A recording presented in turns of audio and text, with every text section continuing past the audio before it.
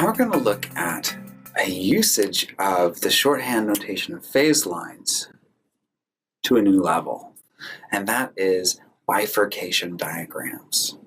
Now, bifurcation diagrams are so important and very practically useful, but they can be a bit confusing to start off because they have multiple layers of abstraction. The first bit is that they require us to work with differential equations with parameters, which are not necessarily a bad thing. They're great. They're actually really helpful, allowing us to solve multiple different kinds of problems that just can be tweaked by a little bit. However, we need to be careful that we understand which letters are variables, which letters are parameters, and which of those parameters lead to a bifurcation. So first, a check for creating a bifurcation diagram is that you have an autonomous differential equation where the slope is equal to a function of x but not t with one or more parameters. So often I'll write a semicolon to separate variables in a function from the parameters. Again, letters, but parameters are treated as constant. They're not changing. We may choose different values, but they're not changing within the function. X is changing as the function progresses, that the slope changes. Okay. First step.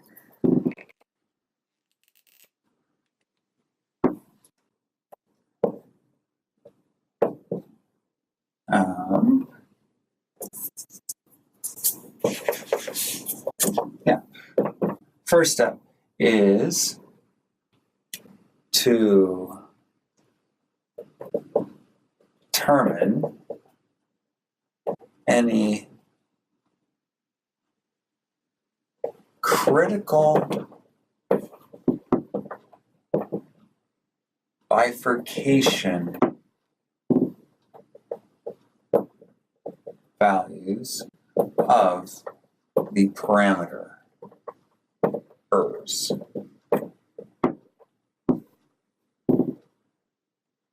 Critical bifurcation values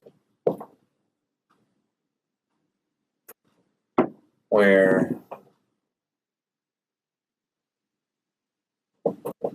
the number or type, and by type I mean stability type,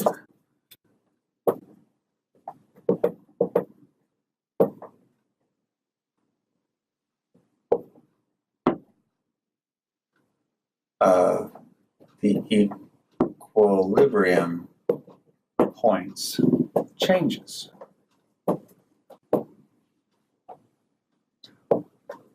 If we don't have any critical bifurcation values, then there's no reason to draw a bifurcation diagram. So we don't. We only do it when there's a critical bifurcation value. And if there's more than one, we choose one to look at. A bifurcation diagram really only looks at one critical bifurcation, one parameter which bifurcates at a time. It may have multiple critical bifurcation values, but only one parameter at a time. So put that in parentheses. Maybe just one critical bifurcation value, but it could be two.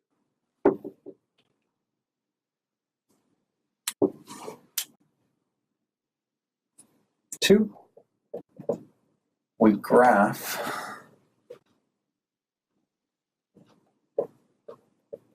phase lines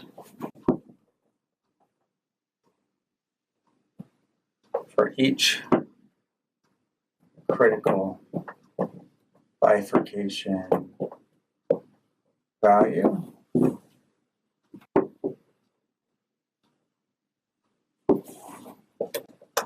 And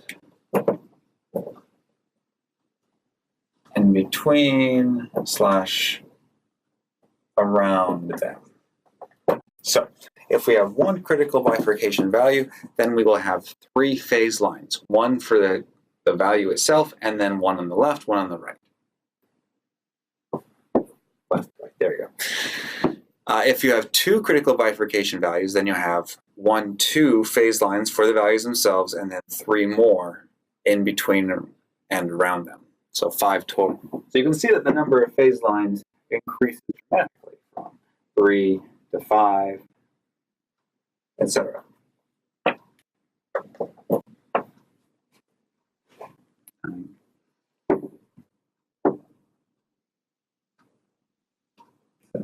Yeah.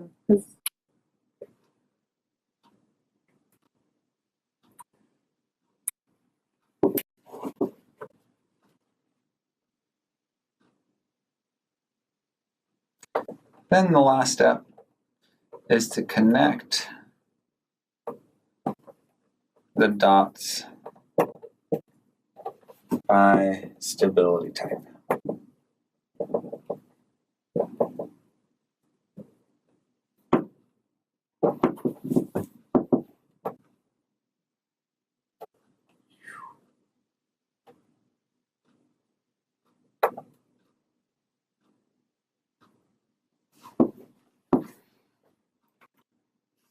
Straight line goes between two stable points, and dotted line goes between any kind of instability.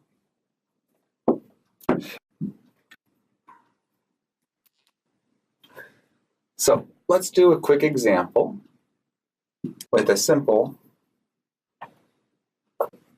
one.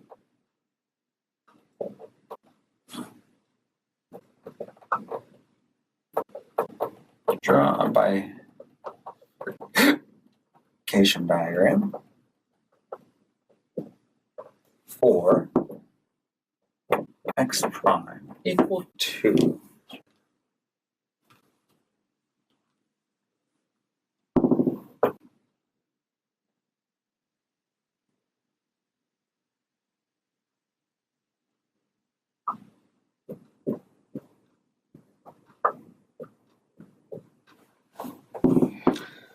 x times n minus x. Now, I used an a in general to represent a parameter. Often we have like a, b, c, or capital A, B, C, but sometimes we use specific letters to mean something.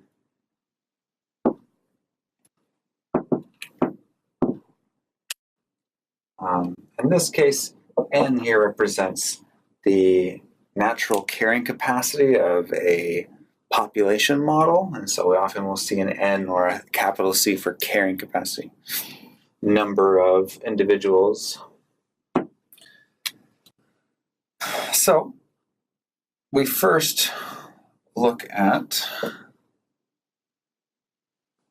equilibrium points. Because it's factored, we know that x equals 0 and x equals n are both equilibrium points. But do we know that there are two of them?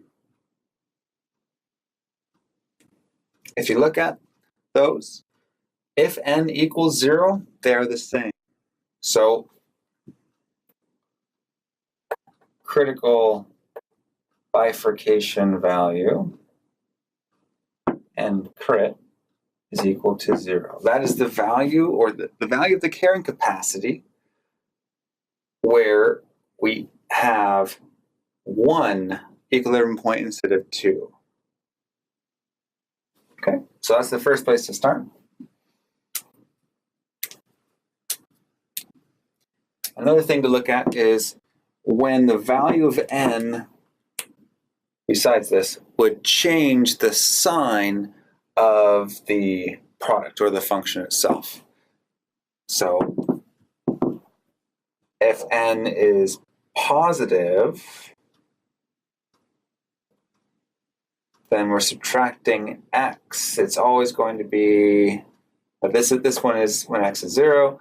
When x equals n and n is positive, we have a positive number minus x. And then if x is negative, it kind of flips the sign a little bit. You have a negative number minus x. So it moves it on the other side of 0. But that's the same point where the number of equilibrium points changes. So both,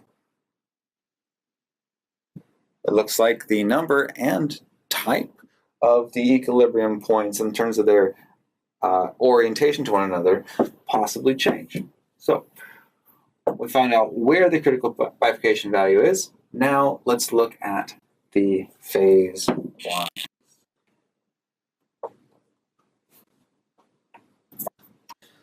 So let's do it over here in the middle. We first have phase line for n equal to 0.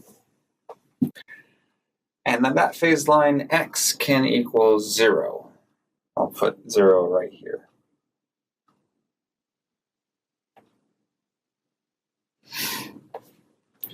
And at that point, you have 0 times 0. So x prime is always 0.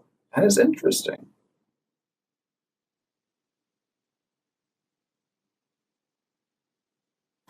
If x is any higher,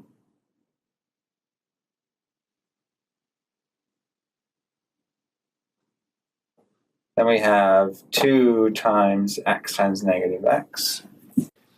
So we have a negative 2x, which makes it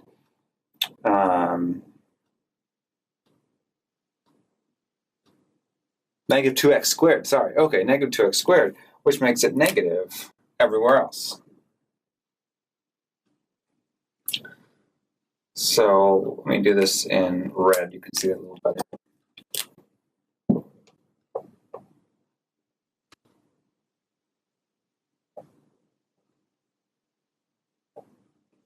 That point where they collide together is a semi-stable point. Let's look at the two edges cases. Here we have n less than 0. Here we have n greater than 0.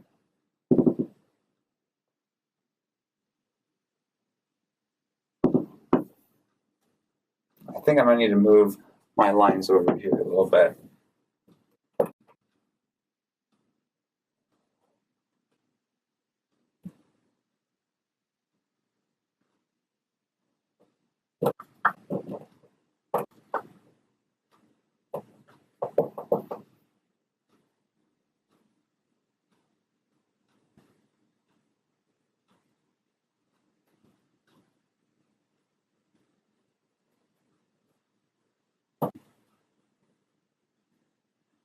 There we go. So we just determined that when they're both there, it's semi-stable. Now when n is positive, we know that the sign at infinity stays the same. So it's going to be down from the top, and the sign at negative infinity stays the same. So it's down from the bottom. Only thing that changes is the sign in between. So we choose a value. Let's say n is equal to 2, and we choose a value of 1 for x. 2 minus 1 is positive. 2 times 1 is positive, so that's going to be an up, which makes this stable and this one unstable. And there is the case that we saw earlier. We had n equals 1, I think, in the previous example. So here we have stable on top, the bottom. When n is less than 0, then we still have the same sign at infinity, same sign at minus infinity. What changes in between? Finite portions of the sign chart. So n is negative. We're going to choose an x value that's negative. So this product is a minus. X is negative itself, so negative times negative is a positive, which means 0 is now stable. And look, we can see that 0 for negative n is always stable. I'll make that a little bit straighter. Now bear with me. Negative n means a negative carrying capacity, which means death for all the members of this species. It's true. So if the carrying capacity is below 0, if external forces force there to be no food available, that species will go extinct. I mean, you can think of the theories of the comet that destroyed, made the dinosaurs extinct. You have this idea of a massive wiping out of the carrying capacity of the foliage of the food sources. And so, yeah, exactly. If you have zero or negative, if you want to go there, carrying capacity, yes, zero is stable. Everything will be drawn, the population will be drawn towards zero. That's extinction. Extinction is when the zero population is stable. Okay. What about happy days? When the carrying capacity is positive, what's happening? Well, we then have this positive strand moving up out of it. So the stability shifts from zero, where we have extinction, towards a positive carrying capacity. There we go. On the other side, we have a negative carrying capacity, which is unstable. We can connect it with these dotted lines back to zero, and then when they collide, zero becomes unstable. So we're no longer at extinction, right? As long as there are a few animals or a few members of species, they're able to prosper up to that carrying capacity. Okay, so there is a, oh, yeah, there we go, 3. 2. Okay, there is your bifurcation diagram for x prime is equal to 2x times n minus x. And I mentioned earlier that this has 2 levels of extraction. We often will see these bifurcation diagrams drawn a little bit differently, something like this. So there is a simplified version of the bifurcation diagram. This demonstrates extinction that then is corrected for by a bifurcation in the carrying capacity, a creation of a positive carrying capacity, generation, if you will. Okay, so we go from the general or simple form of the bifurcation diagram to its more busy form of the phase lines, and then you can go to each of those phase lines kind of like a library. I like to think of it this way. I like to think of a bifurcation diagram as a shelf full of books where there are certain books that describe critical values or pieces of information. And there's books that are basically the same idea, just maybe a little bit different to the right or to the left of them. And when you pull out that book, what you're seeing from the binding of the phase line, when you pull out that book, you get to see the front page or the cover, which demonstrates the slope field. So a bifurcation diagram represents a library of books, or at least a shelf of books, if you will.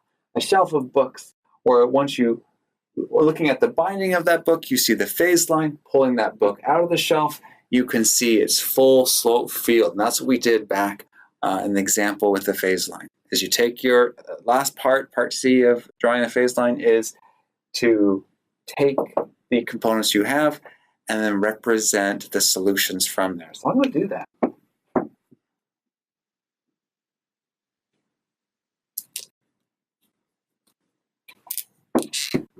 I'm going to draw 3 separate, that's enough room there.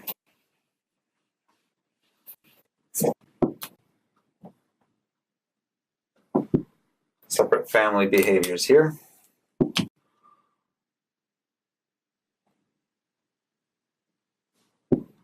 One, this is the extinction.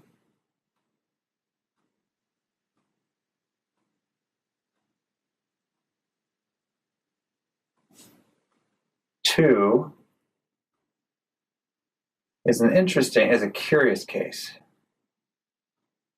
where from above, they converge to it. So that is certainly extinction. But if you have negative population, which may seem kind of strange, then you actually get worse. It diverges. to negative infinity. That's our semi-stable note. And then for the positive case we really hope for, there is the possibility of diverging to negative infinity if you have negative populations, but practically speaking, the solutions that are positive will either converge up,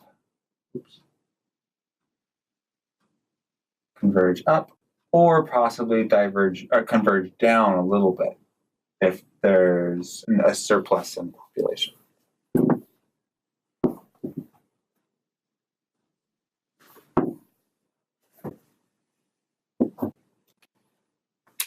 So there we go.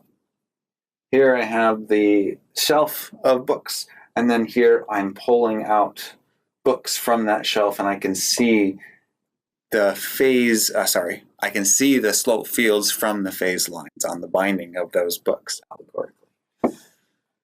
Whew.